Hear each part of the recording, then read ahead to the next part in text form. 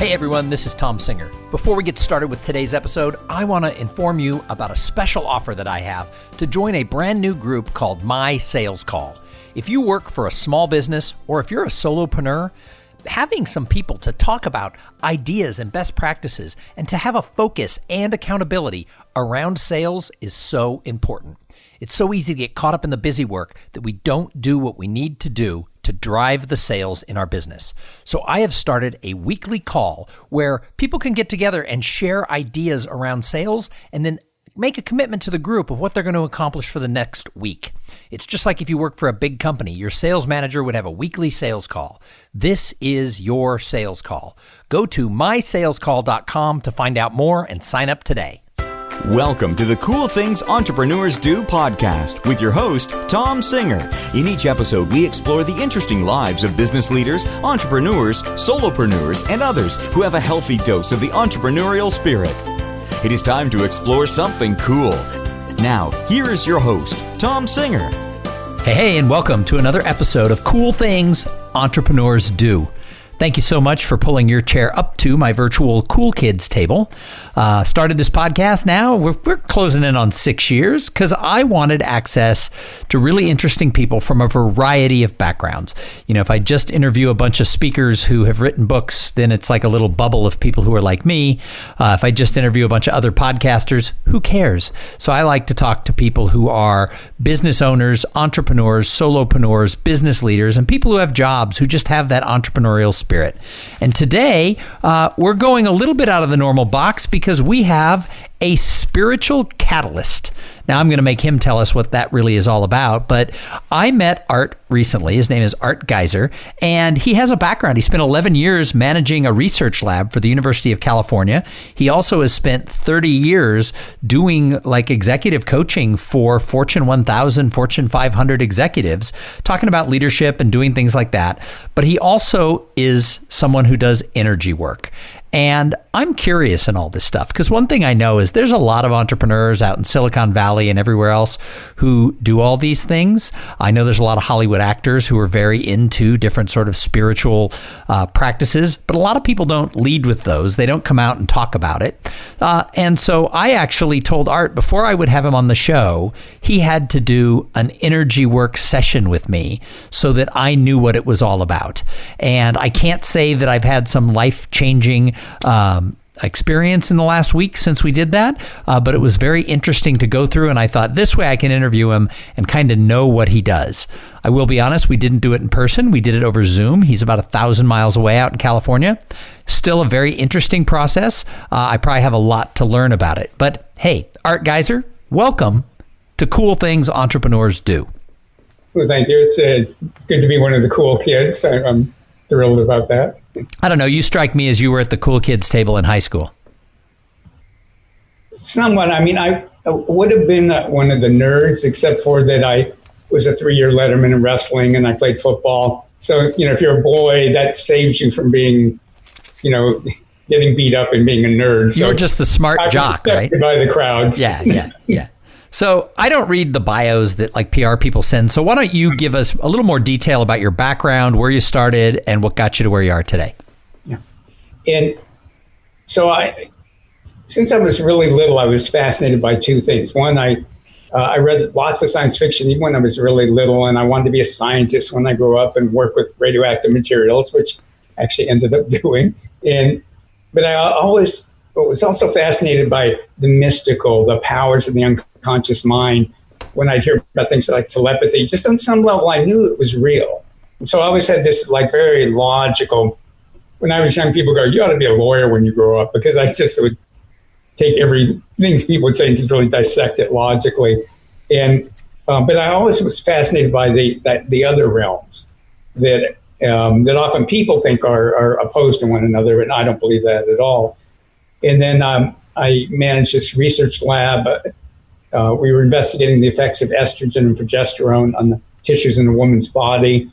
Nowadays, it would be called epigenetic research, so people weren't really using that term at the time. I did that for 11 years, but I knew I didn't belong there. And I'd gone from being a really adventuresome person to being like completely stuck for years. And I don't know what I want to do with myself. And, just, somebody like you, somebody like me could have unstuck me in an hour, but, I didn't know about all that back then. And then I discovered NLP, neuro-linguistic programming. And for people listening who don't know what that is, the most famous person in our field is Tony Robbins. And he does, his whole Tony Robbins rah-rah thing. And I'm not saying that's good or bad, but he has his own spin on it. But the power that he has to transform people's lives comes from neuro-linguistic programming. And I was lucky enough to study with all the developers of the field, and a couple of them became my mentors. So I've been an NLP trainer since 1985, which sounds really old to me. I was going to say, I didn't even know they were doing NLP training in 1985. I was a freshman in college, so I was lining up at the keg. Yes, right. I was a little older, but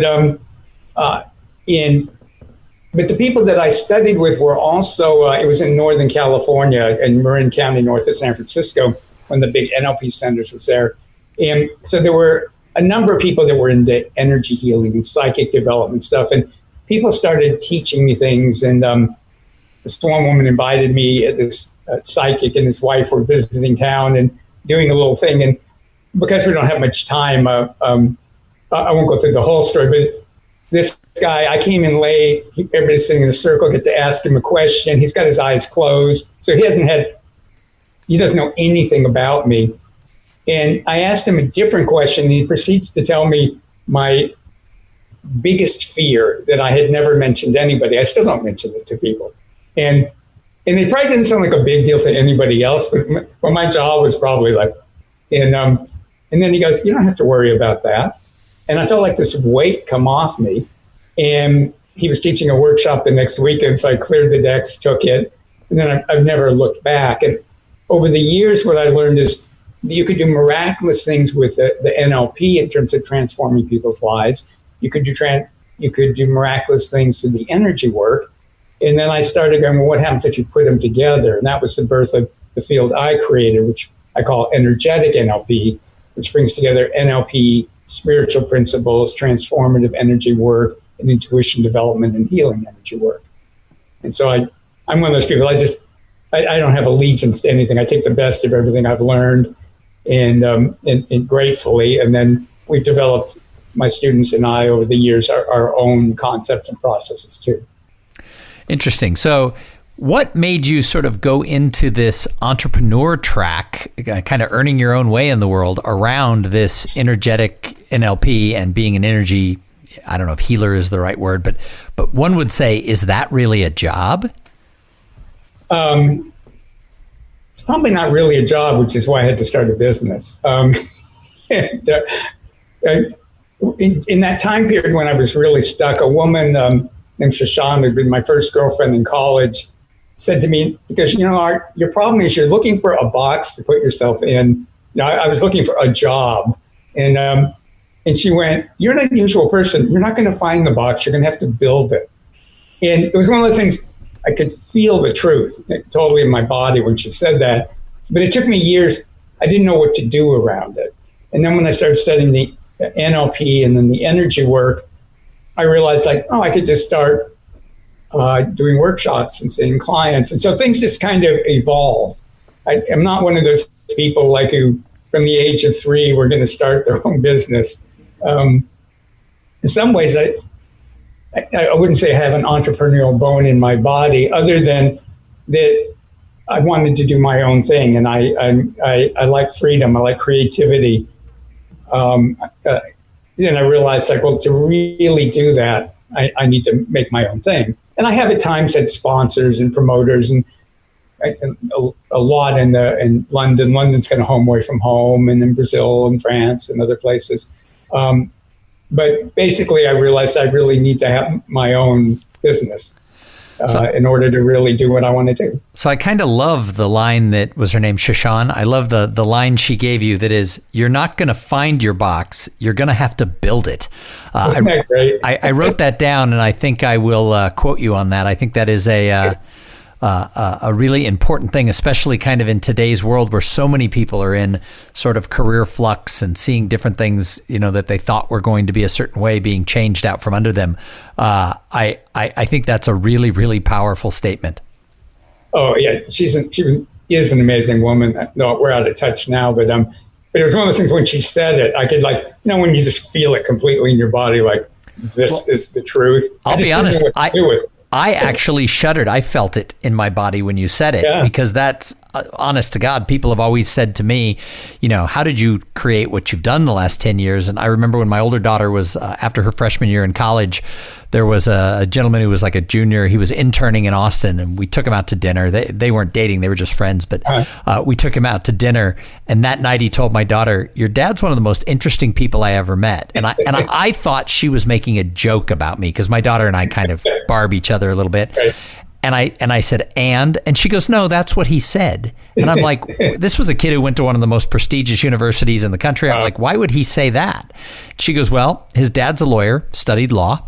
His mom was in medicine. She had studied, healthcare stuff. And he goes, you just created your own job. He'd never met anybody. He knew engineers, he knew lawyers, he knew doctors, but he'd never seen anybody who created an entire job out of speaking and podcasting and doing things. And so when you said that, I shuddered, because I wish somebody had said that to me when I was younger, that, hey, you're not going to find it. You're going to have to build it. So that I feel it. I feel it in my energy as you said that. I mean, with all the crises in the world and problems, this is such an amazing time, and it is so. I mean, here we are in a Zoom call. We're 1,000 miles away, or whatever it is, and it's so much easier to be an entrepreneur now than it's ever been. I mean, I remember when you had to go get flyers printed up and mail them, and I mean, everything was a big deal and expensive and slow, and now it's like, oh, okay, gone. So you strike me as a little bit of a free spirit. I mean, I bet if we unpacked the box, we'd find that your whole life you kind of just, went to your own drummer, even when you were stuck and doing your own things. So my question is how much of this entrepreneurship of being able to pursue this world of NLP and this world of energy, how much of it is luck that you were in Northern California? Because I wouldn't imagine that the 1970s and 80s were this whole realm everywhere for someone who wanted to carve their own path. That it's true. And I have friends who are in Cincinnati, Ohio, teaching amazing energy work and stuff. I mean, it's everywhere. It's harder to find. In the Midwest and the South, they just kind of hide a little more. But it depends how you think the world works. I don't think any of it was an accident. I mean, the way I discovered NLP, this man, he helped inspire me. When I was at the university, they would have classes at the student union, and a man named Bruce Honig, and he was offering a 4-night class on creativity. And nowadays that sounds normal, but I'd never heard of anybody teaching something like creativity. It was just like, wow, you can teach that. And I took the class. I was the only one who took it, actually. And so he graciously met with me a couple of nights anyways, and he started opening up my thinking, because I went, here's this guy who's created this thing that he wants to do. And it was like all these doors opened up. And then he told me about this lecture on intuition. And I went to it, and it was pretty good. But there was a break in the middle, and I went out to use the bathroom, and there was a bulletin board. And on it was a flyer, and it said neuro-linguistic programming. And when I read the words, it literally felt like a bolt of lightning went through my head and right down my midline. It was like, boom. And the scientist in me was going, what was that? And the mystic in me goes, well, it was a sign. What do you think it was? And so I walked back in the room, and I don't know what to do with all this. And they're selling all these books on intuition. And one book isn't on intuition. And it was an NLP book. And I'm going, now that's weird. And it wasn't even about intuition. So I bought it, and then that got me started. I believe that, my belief is that we're these large spiritual beings, and just because our conscious mind thinks things are random, it doesn't mean our spirit isn't setting things up for us. And there's a lot of people who've gotten involved with spirituality, energy, but who literally talk about they were in a bookstore and a book fell on them and stuff. I mean, Like really crazy stuff. And so a long-winded way of saying I was at the right place at the right time, but I don't think that was an accident. So I said it in the introduction, but you and I have talked about this when I first met you and before we started recording, and that is there's a lot of people, famous people, successful people, names we've read about, who do this type of energy work and other spiritual practices to help them focus, get ahead, draw in, some might call it, law of attraction, some might call it quantum physics. There's a whole bunch of things that I don't necessarily claim to understand that I know a lot of people do, but they don't necessarily talk about it. So you don't have to name names, but you've clearly worked with some of these people. Yes, and I mean, it's being used by really successful, powerful people all over. And a couple of people, I mean, I haven't worked with them, but like Will Smith talks about it. Jim Carrey talks about it, So there are quite a few people who do talk about it. Business leaders don't tend to talk about it. So because, if it's a publicly traded company, your stock is going to go, if your CEO is going. CEO had a long distance energy cleanse. Yes. Maybe the stock should go up if that was there. Yeah. Now, and I'm working with an influential politician who I will not name, but, we're keeping it very quiet. And because, like I gave a talk in London once, and there was a reporter from the London, the Times of London, anyway, the big newspaper in London, London Times, isn't it? Oh, go ahead. I think so. I don't know why I'm blanking out. But at the end of my talk, she goes, "Oh, I loved your talk." She goes, "I'd love to do an article about it, but they wouldn't print it unless I massacred you." And she goes, "I don't want to do that because I loved it." But she goes, "They won't print that." And so there's some really great books for people that think that this is like woo-woo. A book I always recommend is called An End to Upside Down Thinking. Mark Grodin, I think, but there aren't other books called An End to Upside Down Thinking. And I think he was like a stock analyst, and he began to investigate this. And it's a really easy, quick read, but he really goes through and refers to a lot of the science, the research, because people think there isn't research on this. There's a ton of it. There's actually a ton of it in Russia. When I have people in my audiences are from Russia, they always go, "Oh yeah, people in Russia talk about this. It's accepted in Russia for some reason, but not here," which I find humorous. There's like this modern belief that just because an idea is old, that it's superstitious BS. It's like, no, sometimes it's, I think there's like 92 different languages that have a word for human energy. And it's like, so either everybody's always been stupid forever, or maybe their explanations were off, because they had to explain the gods for, whatever, they come up with their explanations, but this is something people have always known about. It's in the Bible. It's everywhere, but there's this belief that it's unscientific when in fact there's a great deal of research backing it up nowadays. So I've always had an interest. I've never encountered anyone who was, sort of did energy work or things like this. But my brother said of me when I was in my 20s, my early 20s, he said, "God, you were the luckiest person I've ever met."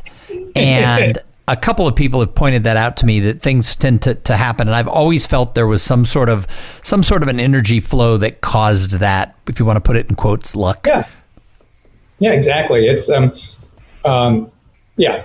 I mean, I remember the Bay Bridge is this double-decker bridge going from San Francisco to Oakland. And I was driving on it, and it was pouring rain. And we're all speeding. I mean, there were a lot of cars, but we were spaced out enough. And I mean, it was nuts. It's like pouring rain, and we're all going 10 miles over the speed limit. And I barely touched my brakes, barely. And all of a sudden, I thought my engine had shut off. I had no control over the car, and I'm drifting over to the inner wall. And finally, I'm going, "Oh, this must be what hydroplaning is." Okay. And there were so many cars that if I'd have hit even one car, we would have spun around, and it would have been one of those 50-car pileups. I mean, because nobody would have been able to stop. And it's a bridge, and there's nowhere to go. And it was the weirdest thing. I literally felt like I was in this bubble. And I wasn't even worried. And I'm watching the wall get closer and closer. And I remember just thinking, well, I wonder what happens when I hit the wall.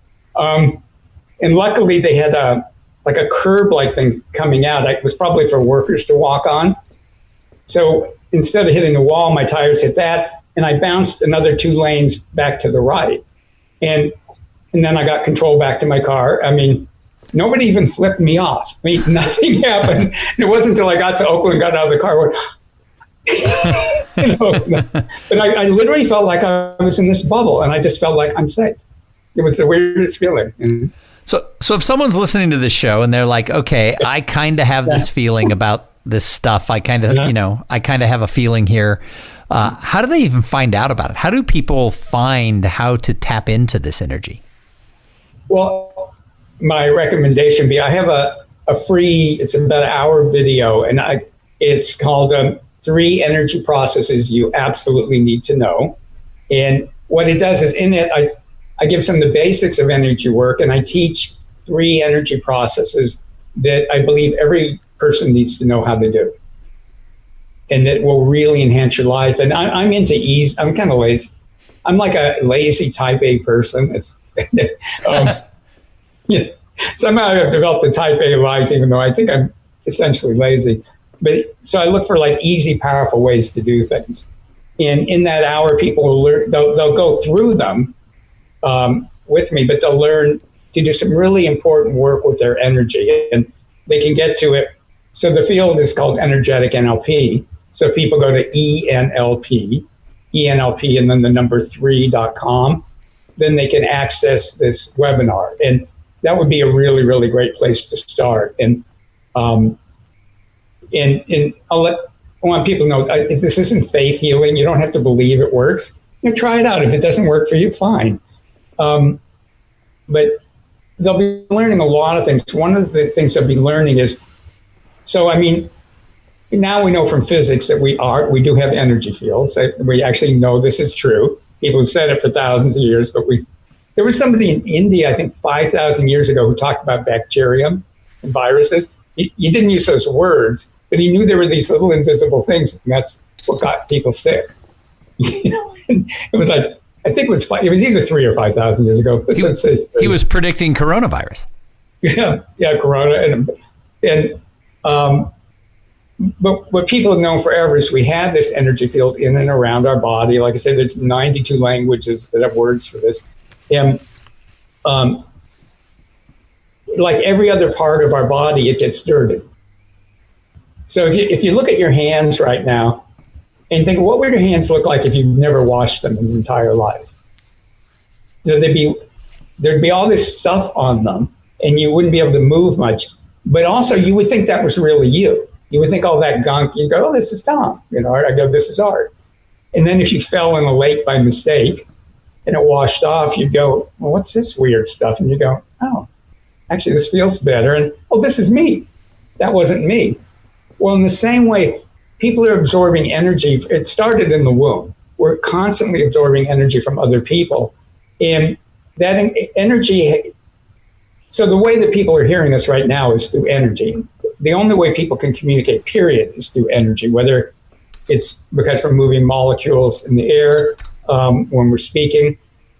And so energy contains information. It also contains emotional energy. So all our lives, we've been absorbing other people's thoughts and emotions.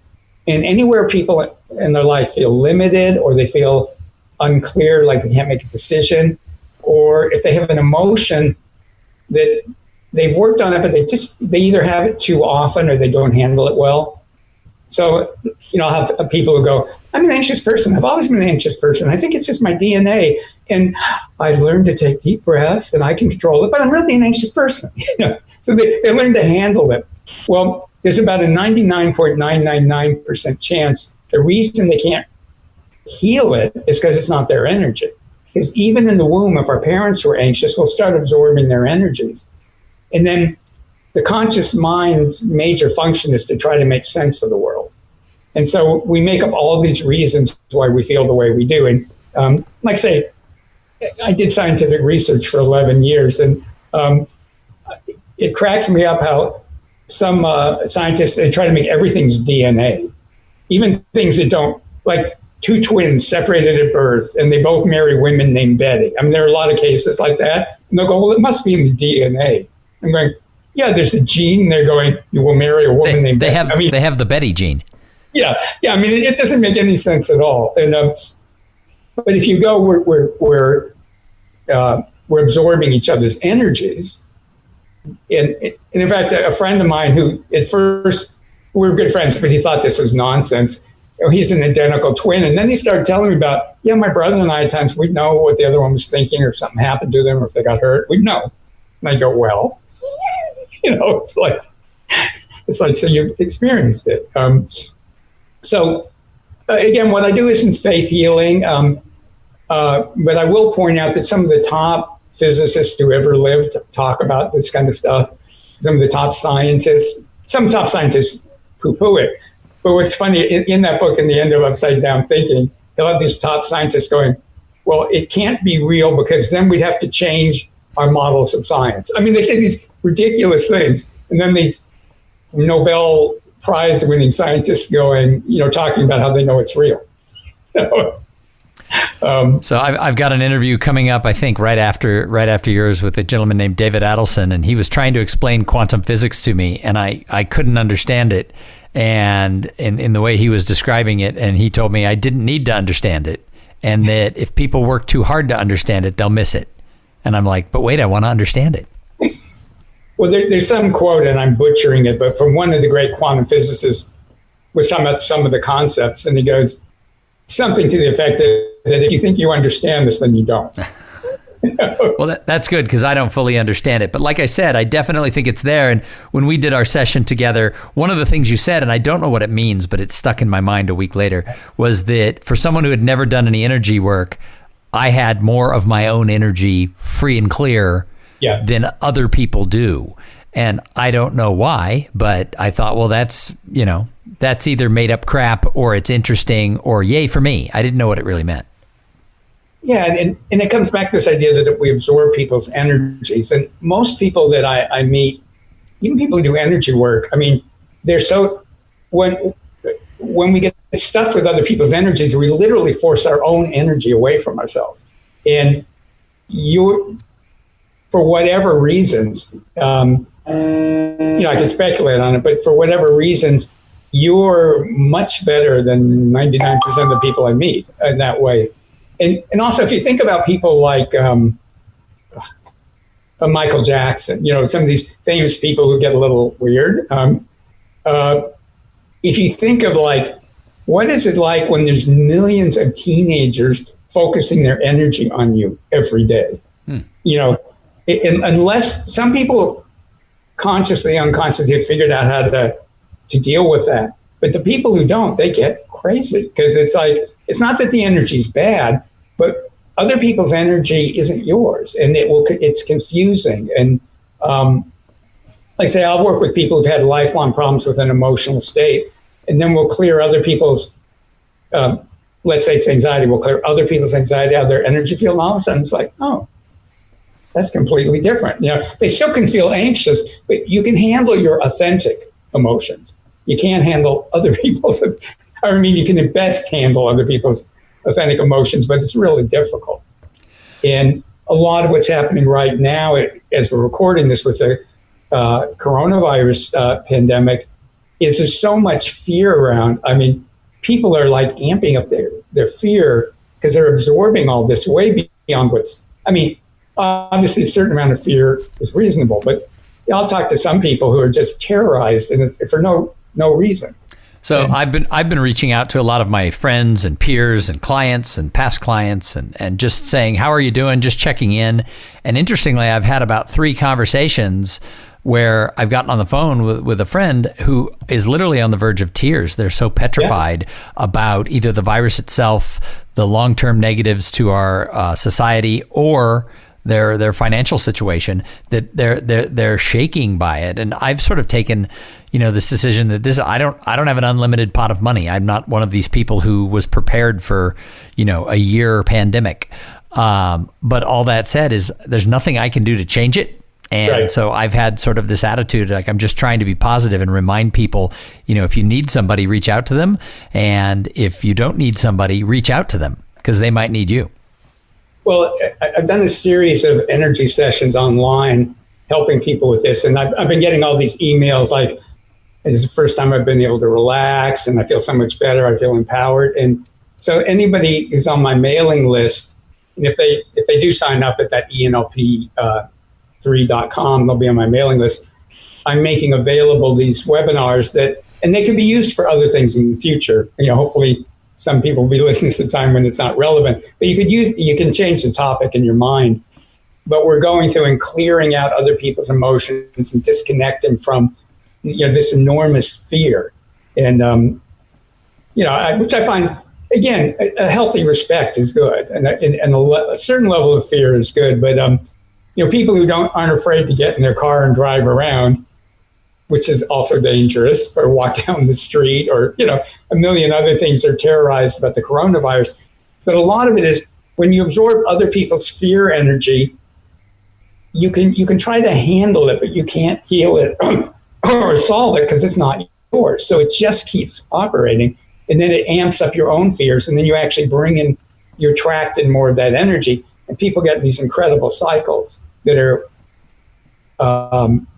in energetic NLP. We do a lot of work on emotions, and fear is a great emotion if you're feeling your authentic fear, because people can handle their authentic fear, anxiety, grief, any of it. What we can handle is let me give a more tangible example. You think about road rage. So people are driving on the highways, they're irritated, they're angry, and they leave some of that energy stays there on the highways. So when you're driving, if you start getting angry, some people open up and that energy floods in, and all of a sudden they're enraged and they can't handle it because it's not theirs. And then then our mind will make up reasons why we're justified. That person really is awful and I should run them off the road or shoot them or whatever. And I think a lot of road rage is because people's natural anger gets amped up by all that energy on the highway. And you can learn how to not be affected by that. So I actually have a couple more questions for you. We're going to probably run a little long, but first I have to thank the sponsor of this episode. So this episode is brought to you by Podfly Productions. Podfly takes the time and the headache out of creating your own podcast. They set you up with the right equipment, training, and guidance to ensure that you're going to sound amazing. Podfly does all the heavy lifting and that pesky technical work so that you can focus on creating great content, growing your audience, and interviewing really cool people like Art Giser. Hey, if you want to start a podcast, and I know that some of you do, jump over now to podfly.net/coolthings and check out the offer that they have for the listeners of this show. So Art, I call the show Cool Things Entrepreneurs Do. Let's take this back to these business people, be it Silicon Valley or wherever, who use this type of work. Why do they use it in regards to success in their business? Boy, there's so many, those Ginsu knife commercials, it slices, it dices, you can fix your car. On the most basic level, you can't be operating at anywhere near your optimal level, whether it's mentally, emotionally, or physically, if you're stuffed with other people's energies. It interferes with your own energy flow. So they use it to get clear and to get in touch with their own creativity, their own inspiration, their energy. A lot of times when I'll work with people and they're exhausted and we'll clear their energy, and all of a sudden it's like, hello, world. So, a lot of exhaustion comes from our absorbing our clients or employees or our bosses, other people's energies. It also confuses our thinking. It interferes with us emotionally. So that's one set of things. You also can learn more about the energetic parts of manifestation. So how do you use spiritual principles and energy principles to help manifest? And, and I'm not trying to say you just think of something and everything you want happens. Sometimes it does work that way. Sometimes it takes hard work, but in all my programs, one of the things that we stress is to to have more and more wonderful synchronicities in your life, so that opportunities just fall in your lap. You meet the right people. And so when your energy is in a really good place, and when you're, I haven't mentioned this yet, but a part of energetic NLP is being more guided and supported both by your spirit and by your inner human wisdom.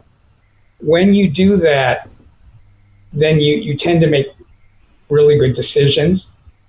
And by the way, I have a whole list of quotes somewhere. Some of the top business people in the world, a lot of the top business people in the world, all talk about, they do the analytics and do all that, but bottom line, they follow their guts, is what they call it. They get a feeling about it. And sometimes something doesn't even make sense, but it just feels right to them. And I'm sure everybody listening, when I teach, I'll often go, how many of you sometimes everything seemed fine about somebody or something, but you just knew something was off, even though there was no logical reason for it. And it turned out you were absolutely right. And other times when it didn't seem to make sense, but you got a feeling you should do it, and boom, and a feeling you should do it, being guided by your spirit is different than getting a compulsion to do something, So when you clear other people's energy out of your space, it's easier to be in connection with your own inner wisdom and spirit. So you make better decisions, you take better actions, you have more energy, your relationships get better with people. And is this something people can learn to do on their own? Can people clear their own energy? Oh, yeah. Yeah. There's always a little duality in that on one level, I'm always teaching people to do things on their own, but I also set up communities of people and we all help each other. So, if you think of podcasting, sure, you can do it all on your own, but I'm sure there's times when another podcaster goes, oh, have you ever thought of doing this? And you go like, it's like, oh, wow, that'll be me. So I'm always stressing both doing it on your own and creating a community of people, because that's the best. I mean, I have the most incredible support community in the universe, and I build that for my students too. And let's say somebody's going into a meeting, you can communicate with the people on a spiritual level, on an energetic level before the meeting starts. You can set the energy in the room. So when I would work with teams of people in corporations, and I think you said Fortune 1000, there were Fortune 50 or 100. Usually, most of the companies I worked with were like 1, 2, or 3 in their fields. And when you can learn to like set the energy in a room, and you don't do it to control people. If you use energy to try to control people, that's not a good idea. But you can. It's like if you're going to throw a party, you try to set up the environment so people can have fun and talk to each other. Well, energetically, so when I work with a team, I set up the energy in the room for collaboration, for appreciation of one another, for being at their best. And one of my students who works for a Silicon Valley company, since she's been working with me, every meeting she's led has gone fantastically well, because she sets the energy for and does a number of other things. She clears what in her would block it. And there's all levels of things you can do. But she was rushing down to take this workshop from me. So she goes in the meeting and she didn't do any of that. And she goes, it was the first bad meeting we'd had in 3 years. and it was the only one where she hadn't set the energy and stuff. People use it in politics. Leaders use it. You can use it to build teamwork. And it's all stuff you can do on your own. And the really dirty little secret of it all is it's actually easy. Well, there's 2 secrets. One is that everybody can do it. It's not, you've heard me say before, it's just a few special people. It's a natural human ability. And it's really, really easy. If you're taught correctly, it's simple. The hardest thing about it is for me in teaching people is to get them to let it be simple. Because it's a lot like with sports. You practice and you do things. But when you're doing the sports, you're going dancing, you just relax into it and let it happen. And it's a bit like that. But even when you're practicing it, like in my classes, if they get too serious, I make them sing Old MacDonald or something, and just kind of go like, and once they lighten up, their abilities go, when they stop trying to do it right or be perfect or heal somebody. So what what last piece of advice do you have for the people who are listening on the Cool Things Entrepreneurs Do podcast? Well, so my piece of advice would be for the people that this is resonating with at all, you go to that webinar, the free one that I have, and try out some of these energy processes and see what you think. Like I say, I was a scientist, so they can be skeptical, but try it, see what happens. For the people that have a deep opposition to this, I would say they should try it too, because a lot of people who end up really good at it are the ones that they have incredible programming in them that's trying to keep them from opening up their own power. So if you think of any society in the world is authoritarian, and they're always trying to tell you, don't listen to yourself, listen to the leaders, whether it's a political, religious, or military, or whatever. And so we get a lot of programming not to connect to our own truth. So I would suggest to people that this resonates with, even curiosity, check it out. The people that have a really strong reaction against it, not that they'll do it, but I would recommend you should definitely check it out. And they can check it out being going, well, I know this is a bunch of BS, but I'll give it a shot. Some of my best students were dragged to one of my talks by their spouse, usually their wife. And one guy put up a really nice thing on Facebook recently about that, going, wow, my wife dragged me to this, but I thought it was nonsense, but it was real. So, I would recommend that webinar is a really good way to start. Also recommend that book, An End to Upside Down Thinking. Awesome. So Art, if someone's listening to this and they're like, I've got to find out more, how do they find you again? What's your website? My website, the easy way to get there is to go ENLP, like for energetic NLP, the number 7.com. So ENLP lucky7.com. If they want to go to the webinar, just go ENLP number 3.com. Awesome. Well, Art, thank you for coming on the show and sharing everything. I'm very interested in learning more about what you do. So thank you very much. Thank you. It was fun. And thanks to everybody who tuned in. I say it every episode. If it wasn't for the audience, why would we do the show? So make sure if you like the show, you tell people, because people find the show because their friends told them about it. Leave a review on Apple Podcasts or wherever you get your podcast love. And plan to come back in a couple days, because we'll have an interview with somebody just as cool as Art Giser. But in the meantime, go out there, flex those entrepreneurial muscles, make sure your ladder's against the right wall as you climb it, and while you're out there doing all that, have a great day. Thank you for being part of the Cool Things Entrepreneurs Do podcast. Without your participation and listening to these conversations, there is no show. Connect with Tom at tomsinger.com and follow him on Twitter at tomsinger.